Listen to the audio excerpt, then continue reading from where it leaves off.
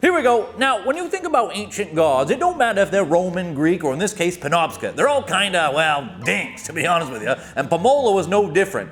Great and powerful god, sits on top of Katahdin, and would frig with anybody who tried to come up. Quick shout out to our sponsors, Goodwin, Chevy Mazda in Brunswick, and Al's Coffee Flavored Brandy. Here we go. Now, everyone knew if you went to the top of Katahdin, you were about as good as dead.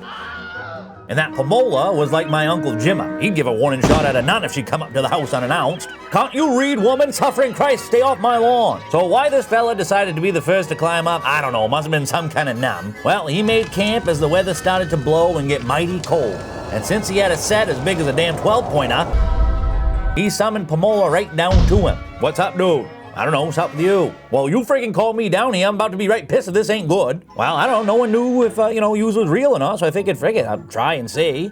And since that native was brave, Pamola rewarded him by marrying him off to his daughter.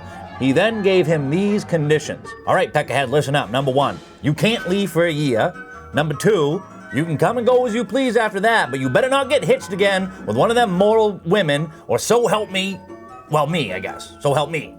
So the native head back down after a year, told everyone about it, and friggin' married his high school sweetheart. What a jabba. Well, good to his word, Pamola show up, and with a snap of his fingers, made him disappear like the gallon of Allen's on top of my grandma's refrigerator. And for good measure, he stole a bride for himself, took her back to the mountain, gave her a kid that could kill anything with a point of his finger, which weren't too bright because he ended up using it on his old man, destroying the god, finally breaking the curse that was Pamola's reign on top of Katahdin. But really, it's 6 of one, half a dozen the other, because Pamola's gone, but now we got a bunch of friggin' assholes in New Yorkers coming up to take selfies with that sign.